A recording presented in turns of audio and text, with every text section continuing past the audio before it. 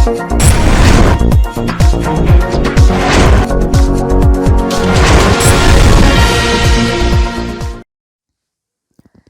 आप देख रहे हैं एनपीटीवी न्यूज परिक्रमा और मैं हूं आपके साथ मानवी ठाकुर।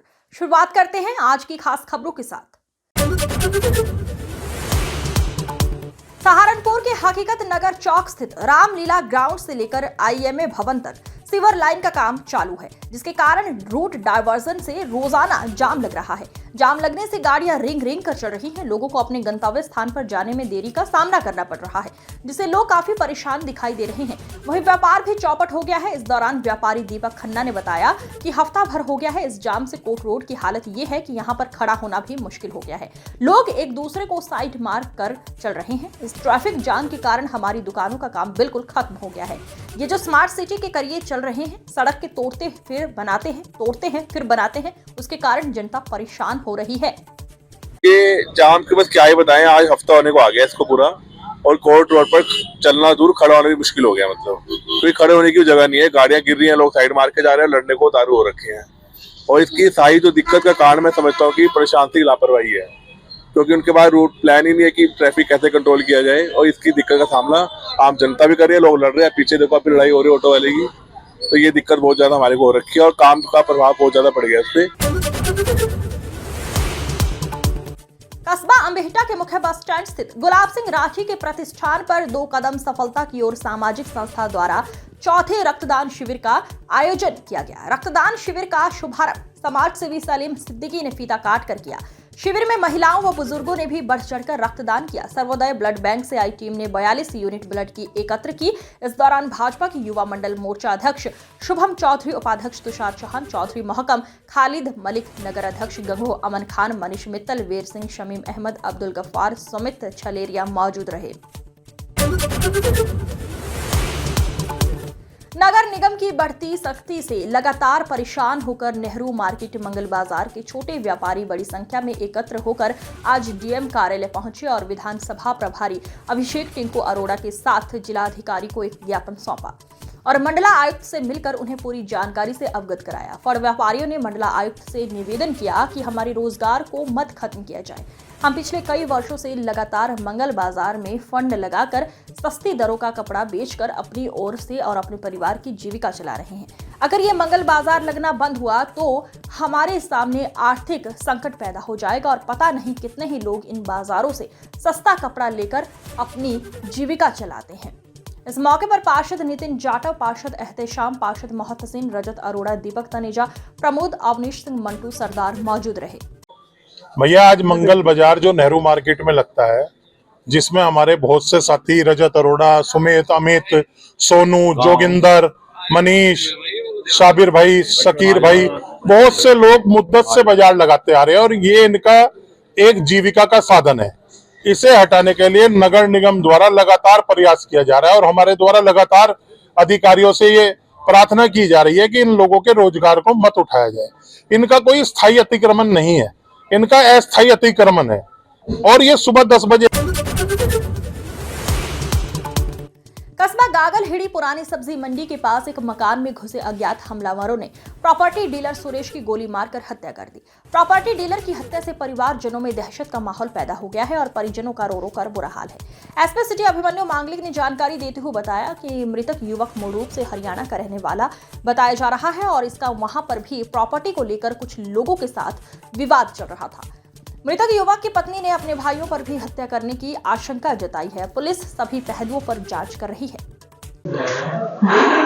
जी बताओ क्या हुआ मामला?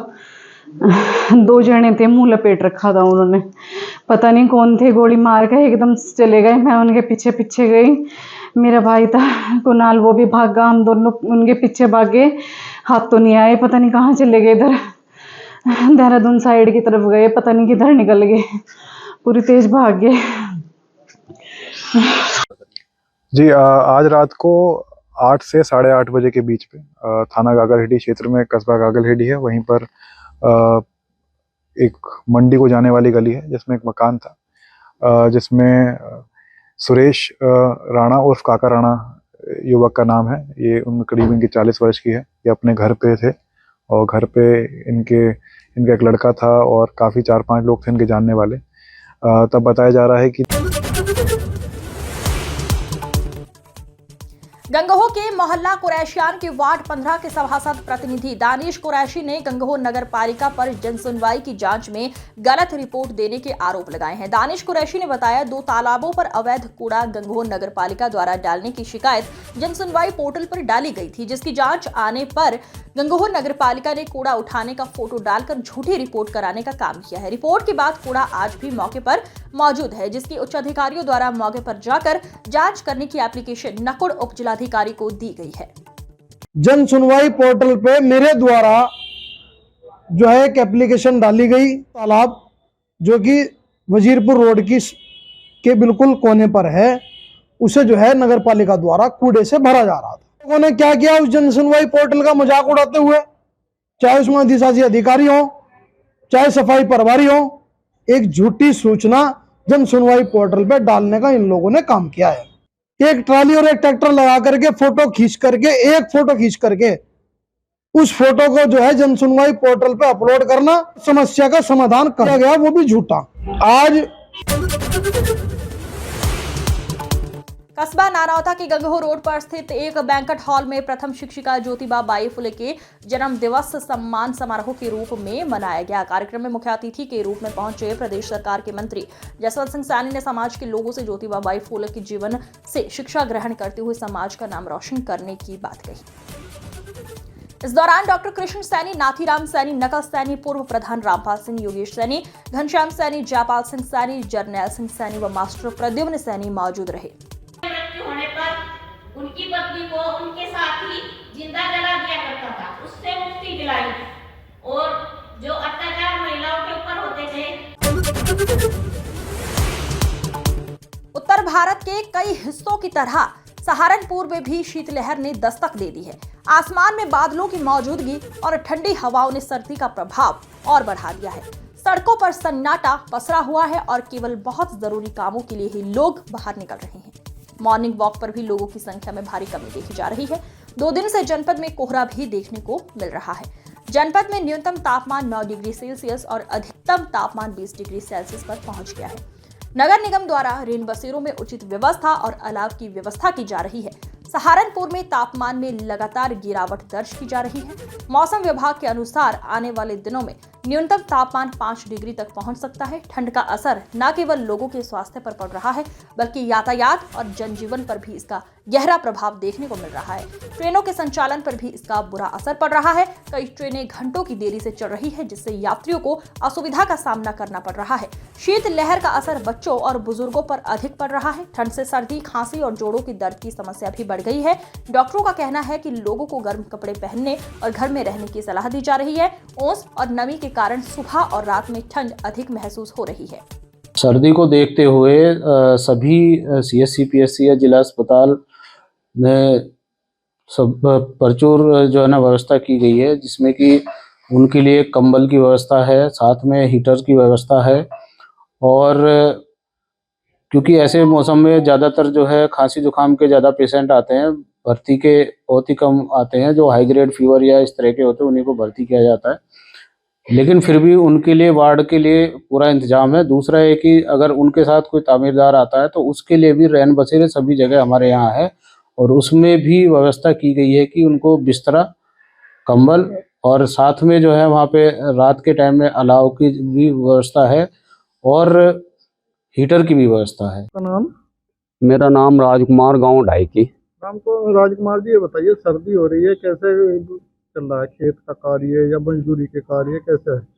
खेत के कार्य में बहुत बाधा आ रही है, जो है बहुत सर्दी है, हार्ड कपा देने वाली सर्दी चल रही है। पशुओं का बहुत बुरा हाल हो रहा, ठंडा पानी हो रहा बिल्कुल। और खेत में जो है ना जाने ना जी नहीं करता, बस इतनी ठंड लगे जैसा जनो रजाई में पड़े रहो। सहारनपुर नारौता सढौली पिलखना की रहने वाली करिश्मा के पेट में तौलिया छोड़ने के मामले की जांच अभी पूरी भी नहीं हुई है कि एक और चौंकाने वाला मामला सामने आया है। बताया जा रहा है ऑपरेशन के दौरान महिला के पेट में कपड़ा छोड़ दिया। 11 माह तक महिला दर्द से तड़पती रही। हाल ही में चंडीगढ़ PGI में ऑपरेशन के दौरान महिला के पेट से कपड़ा निकाला गया। महिला की हालत गंभीर बनी हुई है। गांव टिकरौल निवासी सचिन विश्वकर्मा ने बताया 22 जनवरी 2024 को उसकी पत्नी मीनू विश्वकर्मा को प्रसव पीड़ा के चलते सहारनपुर के जिला महिला अस्पताल में भर्ती कराया था, जहां पर डॉक्टरों द्वारा उसका ऑपरेशन किया गया था। कुछ दिन बाद ही पत्नी की हालत खराब रहने लगी। इसके बाद पत्नी को सहारनपुर के निजी अस्पताल में भर्ती कराया गया। देखिए, जो पहला वो है उसमें अभी इंक्वायरी चल रही है।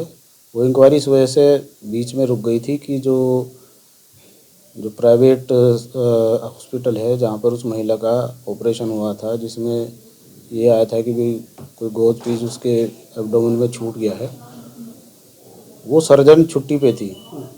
तो इस वजह से ये इंक्वायरी डिले हो गई थी। अब वो आ गई हैं, तो आज से दोबारा से वो शुरू हुई है इंक्वायरी, और उसमें जो हमारे ACMO साहब हैं और जो टीम है हमारी, वो उसमें इंक्वायरी कर रही है। जल्दी वो पूर्ण कर ली जाएगी। जहाँ तक दूसरे प्रकरण की बात है, ऐसा कोई मेरे संज्ञान में नहीं आया है और ना ही मेरे पास कोई इस तरह की शिकायत आई है। तो इसमें कुछ नहीं कहा जा सकता कि ऐसा कोई प्रकरण है।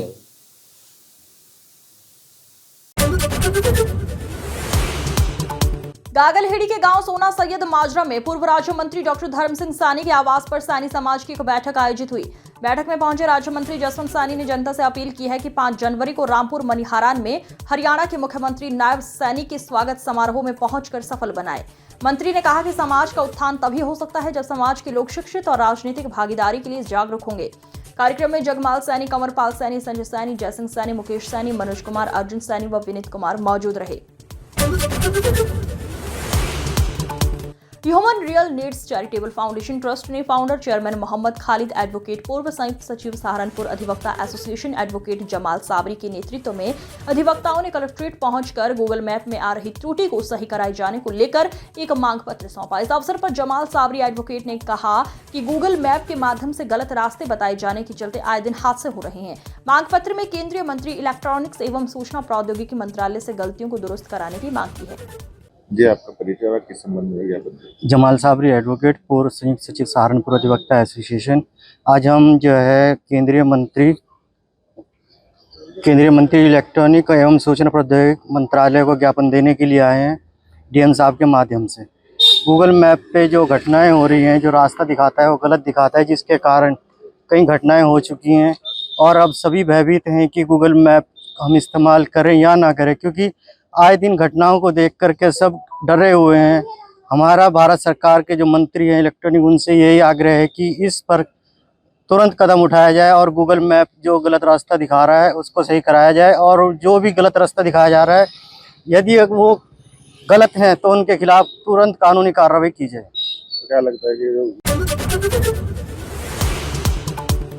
देवबंद कोतवाली क्षेत्र के गांव रणखंडी के युवक की सड़क हादसे में मौत हुई। बुआ के लड़के के साथ रिश्तेदारी में नागल के गांव बलियाखेड़ी में प्रोग्राम में शामिल होकर वापस अपने घर जा रहे युवक की अज्ञात वाहन की चपेट में आकर मौत हो गई। सूचना के बाद मौके पर पहुंची पुलिस ने घायल को उपचार हेतु नगर की CHC में भर्ती कराया और मृतक के शव को कब्जे में लेकर अज्ञात वाहन चालक की तलाश में जुट गई है। क्या नाम है आपका? चंद्रपाल। बताएंगे क्या मामला है बच्चों का? बच्चों के साथ में ऐसा ही हुआ जी कि हम जन्मदिन में गए हुए थे। उसके बाद में हमारा रात जन्मदिन हो चुका था 2 तारीख में। कहाँ पे था जन्मदिन? ये बलियाखेड़ी। तो ये 2 तारीख में हो चुका था। आज 3 तारीख है, तो ये 3 तारीख में हमारे चलने से पहले 1-2 घंटा ये कहने लगे कि पापा जी और फुप्पा जी, दोनों भाई थे ना, ये बुआ फुप्पी के हैं। जमीयत हिमायतुल इस्लाम के अध्यक्ष एवं मुस्लिम स्कॉलर कारी अबरार जमाल ने RSS के प्रमुख मोहन भागवत के बयान की सराहना की। कारी अबरार जमाल ने बयान को काबिल तारीफ बताया और कहा मोहन भागवत का ये बयान स्वागत योग्य है, क्योंकि उन्होंने विभिन्न समुदायों के बीच संवाद और समन्वयता की आवश्यकता पर जोर दिया। उनके अनुसार धार्मिक और सामाजिक समस्याओं का समाधान बातचीत और आपसी समझ से ही संभव है और इसलिए दोनों पक्षों को विवादित स्थलों पर बैठकर बातचीत करनी चाहिए। अबरार जमाल ने यह भी कहा कुछ विवादित स्थल ऐसे हैं जो ऐतिहासिक रूप से ये प्रमाणित करते हैं कि पहले वे दूसरे धार्मिक स्थलों के रूप में प्रसिद्ध थे, लेकिन समय के साथ उन्हें मस्जिदों का रूप दे दिया गया। उन्होंने अजमेर शरीफ दरगाह के पास स्थित अढ़ाई दिन का झोपड़ा का उदाहरण दिया, जिसे एक महत्वपूर्ण ऐतिहासिक स्थल माना जाता है। यह स्थल उनके मुताबिक जीता जागता प्रमाण है कि कभी यह स्थल किसी अन्य धार्मिक स्थल का हिस्सा था। देखिए, मोहन भागवत जी का जो बयान है मंदिर मस्जिद के विवाद को लेकर, वो काबिले तारीफ है। उसका स्वागत होना चाहिए, वेलकम होना चाहिए। लेकिन जहां जहां विवादित स्थल हैं, चाहे वो 2.5 दिन का झोपड़ा हो या और जगह हो, ऐसी जगहों पर बजाय खुदाई के, बजाय सर्वे करने के, इनको हम सब लोगों को इस पर बैठकर बातचीत करनी चाहिए और खामोशी के साथ इनको वापस कर देना चाहिए। क्योंकि कुरान साफ तौर पर कहता है, मजहब इस्लाम भी कहता है कि मस्जिद सिर्फ और सिर्फ 2 ही जगह पर बनाई जा सकती है। या तो मस्जिद के लिए जगह को खरीदा जाए या मस्जिद के लिए उस जगह को किसी साहब द्वारा वक्फ किया जाए।